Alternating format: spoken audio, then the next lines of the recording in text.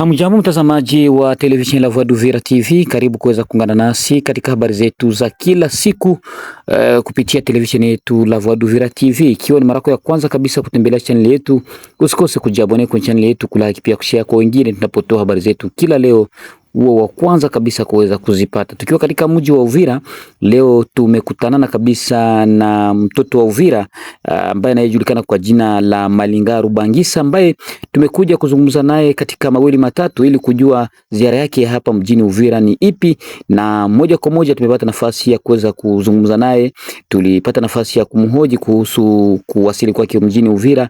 Alizungumza mambo mengi sana kuhusu kuwasili mjini Uvira, na hapo ametaja kuwa atakuwa na mazungumzo na baadhi ya makominote wa jamaa ya Bafuliru, Bavira, Banyindu pamoja na kabila za Bashi ambao wanaopatikana katika mji wa Uvira. Haya malengo ni kupata nafasi ya kuweza kuwasikiliza na kuweza kujua kabisa kuhusu hali ya siasa mashariki mwa Jamhuri ya Kidemokrasia ya Kongo, na pia kuhusu kuweza kubadilisha katiba.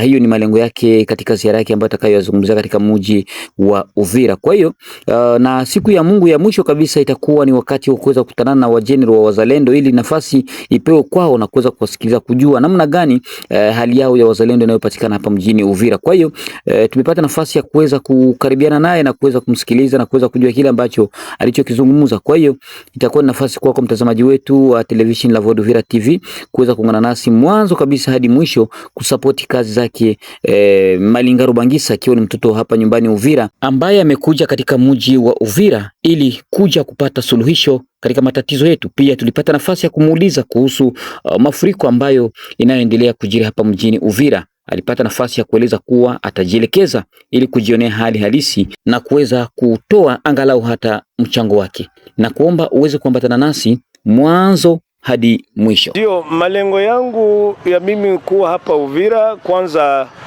nimekuja Uvira kuja kumsitiri hayati Honorable Wildor Makonero ambaye ameweza kufa Nairobi tarehe 31 mwezi wa 3 mwaka wa 2026.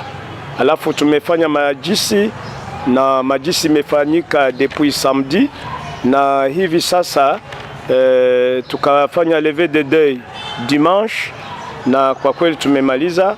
Na après hii ceremonie funéraire inapashwa normalement sasa kufanya consultation kwa raia ya Uvira ili nisikie malalamiko ya raia ya Uvira, kwa juu nitapana raporo kwa hierarchy. Tunataka tujue sasa wapi ambao umewapanga kutembelea au utaonana wakina nani?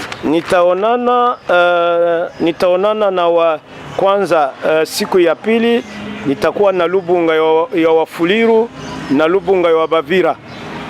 Hiyo napashwa kuwasikiliza ile siku ya pili, tarehe nafikiri itakuwa tarehe 5 mwezi wa 5.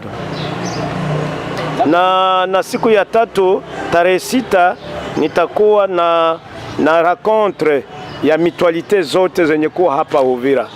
Na siku ya 4 nitakuwa na rencontre na maonje local na ma société civile zote. Na siku ya 5 le 8 nitakuwa na rencontre na ba jeune intellectuel, yani ile yenye kuwa na mastructure mbalimbali. Na siku ya posho tarehe 9 nitakuwa na rencontre na wa membre wa chama cha APDM.